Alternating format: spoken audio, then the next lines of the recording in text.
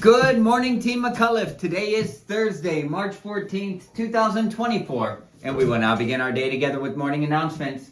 Please stand quietly and respectfully for the Pledge of Allegiance.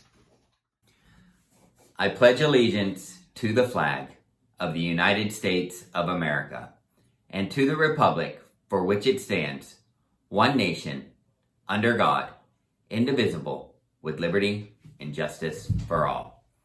We will now have a moment of silence to think about what we are going to do to make the McAuliffe School a safe and happy place for all students and staff.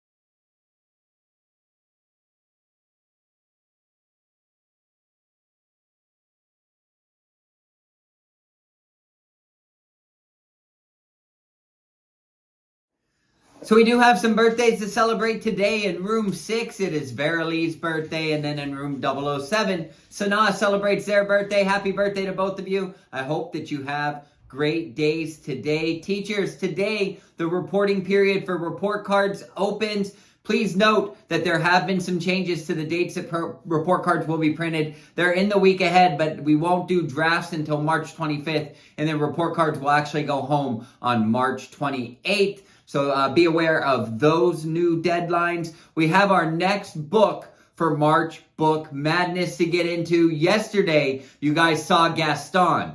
Gaston is going up against a book that actually won here at our school a few years ago, Not Quite Narwhal. Here's that one. Hi, my name's Jack, and I'm a member of the track team.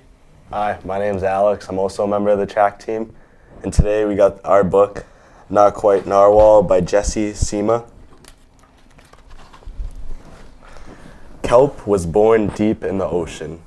He knew early on that he was different from the other narwhals. His tusk wasn't as long as everyone else's. He had very different taste in food. And he wasn't a very good swimmer. But his friends didn't seem to mind, so Kelp decided that he wouldn't either. That is, until he was swept away by a strong current. I wish I was a better swimmer. Kelp found himself at the surface, closer to the land than he ever been before.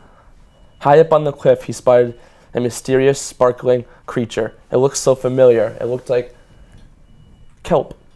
Kelp swam toward the land as fast as he could, Which wasn't very fast at all. hoping that he could catch up with the creature that looked just like him. When he finally reached the shore, Kelp felt a little bit anxious. He had never left the ocean before. He was nervous about walking for the first time, but the land creatures made it look so easy. It wasn't. Eventually, he got the hang of it. Everything on land was so strange and beautiful, but also kind of scary. Kelp began to think he might never find the creature that looked just like him, but as he stumbled out of the forest... Land narwhals? Actually, we're unicorns, and by the looks of it, so are you. Kelp had never heard of unicorns before. They taught him all sorts of new things about his tusk. We call them horns. Wow. They introduced him to unicorn delicacies. And they showed him how to gallop. There was no doubt that Kelp was in fact a unicorn. He was having so much fun that he didn't want to leave. But then he remembered all of his friends under the sea. Kelp missed them terribly. So he said goodbye to the unicorns and returned to the ocean. Come back soon. Kelp swam towards home as fast as he could, Which wasn't very fast at all. hoping that the narwhals would still like him now that he was a unicorn.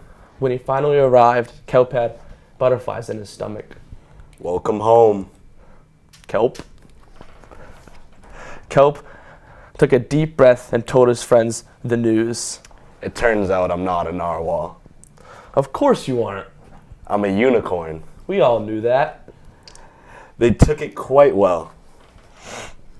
Kelp was happy to be home, but now that he experienced life on land with the unicorns, he couldn't seem to forget about them, Did he want to be a land narwhal with the unicorns? or a sea unicorn with the narwhals? Kelp couldn't decide. But then he realized that maybe, Just maybe, he didn't have to choose. I'm a unicorn.